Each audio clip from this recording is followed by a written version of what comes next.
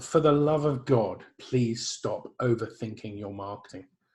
It is such a tragic shame when I see people overthinking their marketing and overcomplicating things, overreaching and trying to do too much with not enough structure, with not enough foundation and not enough clarity and control over what it is they need to do. Marketing is best done naturally. Trust me. It should be an organic process. If you imagine the relationships in your life and the conversations you have in your life, if people do things unnaturally, it stands out a mile.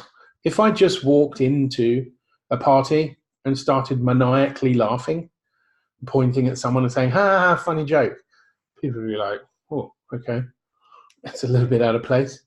Didn't feel like it was kind of the right time for you to do that. And the same is true with marketing. You've got to stop overthinking your marketing. And this is what I mean. This is how marketing is done naturally. I'm going to give you 3 examples from nature that we can follow that show how marketing can best be done naturally. And this was a lesson I learned from an incredible lady that I worked for, Jo. If by some magic you're watching this, you know who you are. You're amazing. Right, so the first lesson from marketing about how to do from nature, about how to do marketing naturally is the lesson that lady Jo taught me a long time ago. When was it? 2007 or 8? 2007 probably. It's all about the honeybee and the flower. The honeybee and the flower have different objectives, and yet nature has married them up perfectly. The flower wants to pollinate itself, to grow, to propagate. The honeybee wants to drink nectar. That is its mission, to go out of the hive, find nectar, and bring it back to the hive so that we can fill in the honeycomb and create honey. And the honey is nutrition for our offspring, and so our progeny continue. What nature has done is create a brilliant system that means that the flower provides the nectar, and the honeybee comes towards the nectar because of the beauty of the flower. That specific flower appeals to that specific type of bee. When the bee gets there, there is added incentive for the bee to enter the flower to get to the nectar. The flower makes it difficult. And as the honeybee enters the flower deposits pollen on the back or on the legs of the honeybee. And the honeybee drinks its nectar, achieves its objectives. Loads of pollen goes on from the flower to the honeybee. The flower has achieved its objective, and the honeybee flies off. And as it's flying off, of course, the pollen is randomly deposited in the wind all over the place, and thus pollination takes place. And it's really important, of course, because right now we're terrified that the bees are going to go because of environmental degradation. For God's sake, even Einstein said it, don't screw with the bees, man. Let them do their thing. So the honeybee and the flower is your marketing. You are the flower, the customer is the bee. You need to get the bee to you to create a transaction. What's the nectar? What does the flower need to look like? What does the bee consider nectar? Not what you think the nectar is. What's the pollen?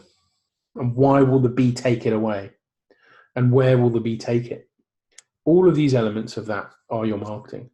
That's the first example of how nature can affect marketing in a positive way. The second way that nature can affect marketing is about the alpha life cycle. A wolf in a pack, a gorilla I've forgotten the collective noun for gorillas. Is it a parliament of gorillas? I think it might be. I've totally forgotten.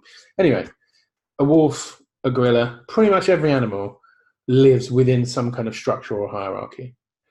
Is anyone born into leadership? Some are. Queen bees are. I'm not sure many others are. Certainly wolves aren't born into leadership. Gorillas aren't born into leadership. Most mammals and primates certainly don't seem to be born into leadership. You have to earn your space. And you're going to get slapped along the way because you're going to make some mistakes. You have to take your place. You have to bring value to the table. You have to respect your tribe. And you have to expect to be replaced as well. And that creates a humility that prevents the arrogance of expectation lasting, of you lasting forever.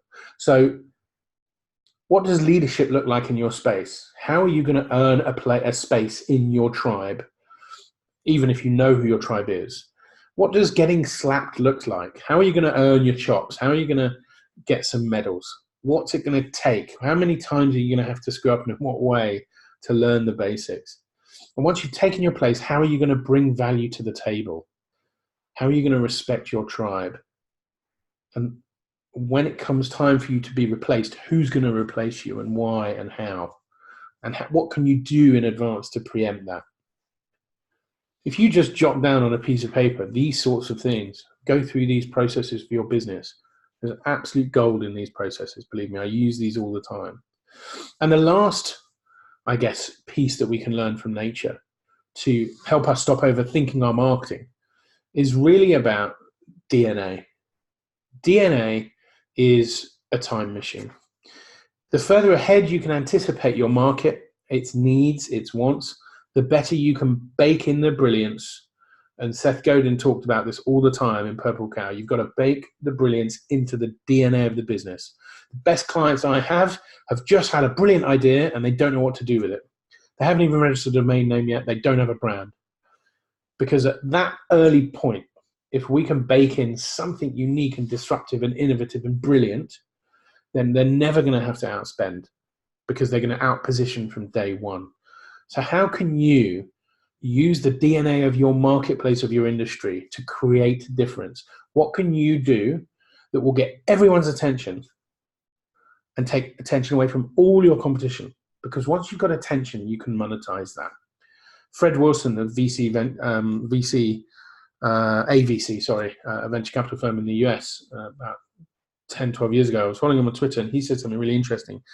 He said one of the key determinants for him to determine whether investment is worth discussion is how many people are paying attention to that brand, because you can monetize attention. So the last thing is, you've got to own all of it. You've got to stop overthinking your marketing. You've got to own all of the above, whether it's good or bad. You can run, just like in nature. Ultimately, you can only hide for so long, and the same is true of your marketing.